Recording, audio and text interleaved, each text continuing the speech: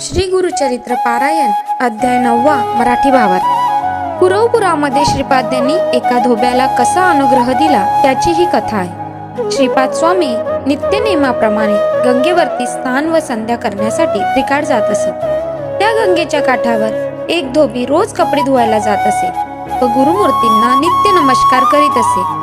एक दिवस श्रीपाद धोब्याला म्हणाले, तू नियमितपणे निरपेक्ष बुद्धीने मला वंदन करतोस, तेव्हा तुझी ही भक्ती पाहून मी अत्यंत संतुष्ट झालो आहे। यापुढे तू काही नित्य उपासना केलीस तर तुझी संसाराची चिंता दूर होईल।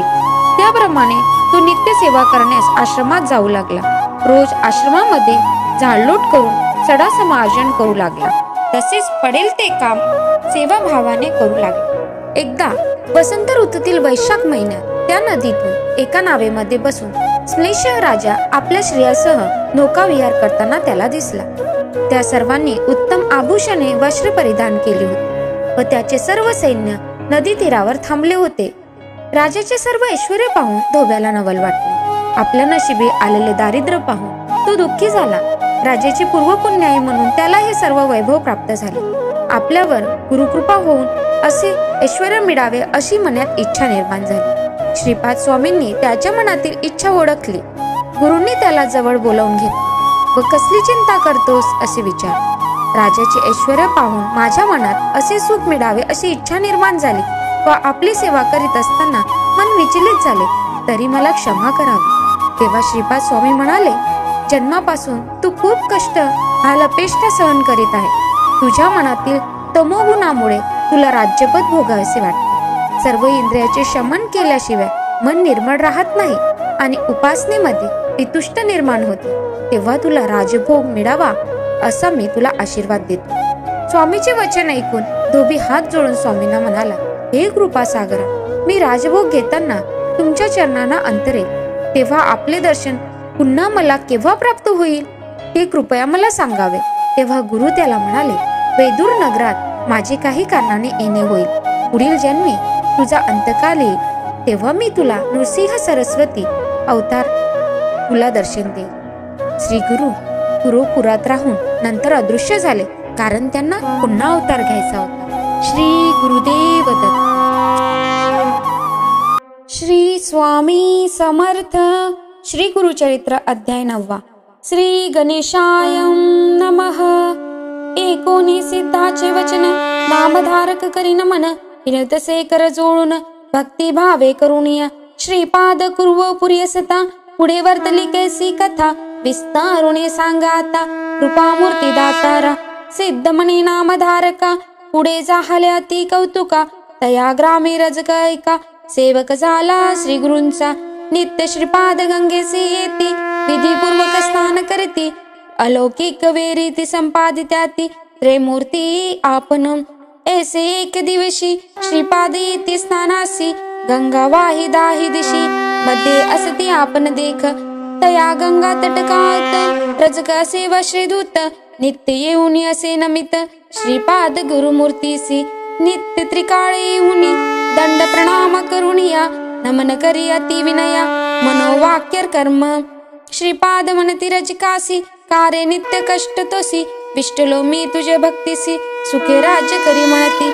एकता श्री गुरूंचे वचन गाठी पालवी बांधी शकून, विनोय तसे कर जोडून सत्य संकल्प श्री गुरुमूर्ती। रजक सांडी संसार चित्ता, सेवक झाला एक चित्ता, दुर्नी करी दंडवता मठा गेली ऐनीची परी। ऐसे बहुत दिवसावरी तो रजक सेवा करी, आंगण जाळी प्रोक्षी बारी नित्य नेम येणे विधी। असता एक दिवशी देखा वसंत ऋतू वैशाखा, क्रीडा करीत नदी तटाका आला राजा श्लेष एक। श्रेया सहित नावेत आपण अलंकृत आभरण, क्रीडा करीती गंगे मधून येता त्याने देखिला। सर्व दळूनी थडी अमित असती हत्ती घोडी, मिरविताती रत्न कोडी अलंकृत सेवक जन। ऐसा गंगा प्रवाहात राजा आला खेळत, नाना वाद्य से गर्जत सवे येती थडीयसी। रजग होता नमस्कारित, शब्दे झाला दुच्छित, असे गंगेत अवलोकित समारंभ राजयासी।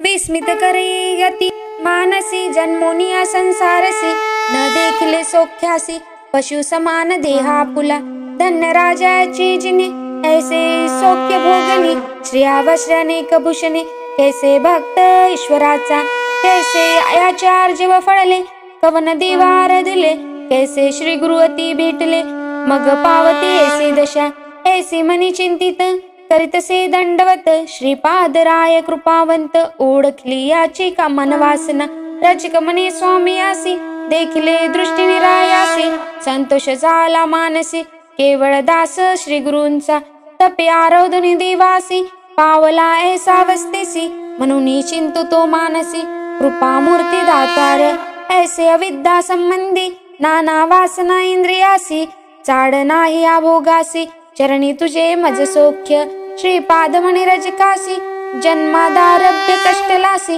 वांछासे भोगयासी राजभोगोत्तम वृत्ती, निववाती इंद्रिय सकळ ना तरी मोक्ष नव्हे निर्मळ, बाधा करीती केवळ जन्मांतरी परियेसा, तुष्ट व्हावया इंद्रियासी तू जन्मावे श्लेषवंशी, आवडी झाली तुझे मानसी राजभोगी जाय त्वरित, ऐकुनी स्वामीचे वचन विनवनी रजक कर जोडून, कृपा सागर तू गुरुराज पूर्ण, उपेक्षू नको म्हणतसे अंतरितली तुझे चरण, द्यावे माते पुन्हा दर्शन तुझा अनुग्रह असे कारण, ज्ञान द्यावे दातार श्री गुरु म्हणती तयासी, बेदुरा नगरी जन्म घेसी भेटी दे अंतकाळासी, कारण असे आम्हा येणे भेटी होतासी आम्हासी, ज्ञान होईल तुझे मानसी न करी चिंता भरवसी, आम्हा येणे घडेल आनिक कार्य कारणसी, अवतार होय परियसी वेश धरुणी संन्यासी,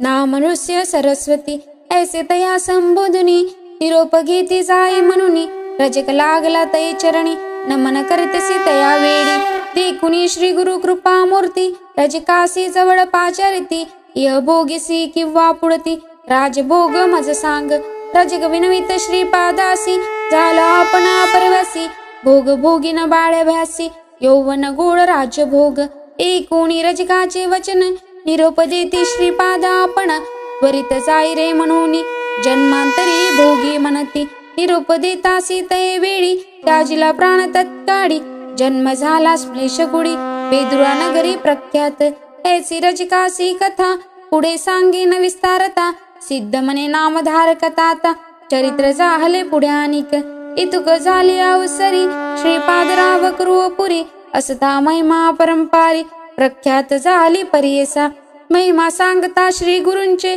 शक्ती आमुचे कैसे वाचे नवल नव्हे अमृत दृष्टींचे, स्थान महिमा ऐसासे स्नान महिमेचा विस्तार, सांगेन एक मने एकाग्र प्रख्यात असे कृपुर, मन कामना पुरती तेथे ऐसे किती दिवसावरी, श्रीपाद होते कृपुरी कारण असे पुढे अवतारी, म्हणून अदृश्य होती तेथची अश्विन वद्य द्वादशी, नक्षत्र मृगराज परियसी श्रीपाद बैसले निज नंदीसी, अदृश्य झाले गंगेत लोक की दिसती अदृश्य आपण, कृपुरी असती जाण श्रीपाद राव निर्धारी जाण, त्रयमूर्तीचा अवतार जे जन असती भक्त केवळ त्यासी दिसती निर्मळ, कृपुर क्षेत्र अपूर्व असे प्रख्यात भूमंडळी, इति श्री गुरुचरित्रामृते परमकथा कल्पोत्तरे श्री नृसिंह सरस्वतोपाख्याने सिद्धनाम धारक संवादे,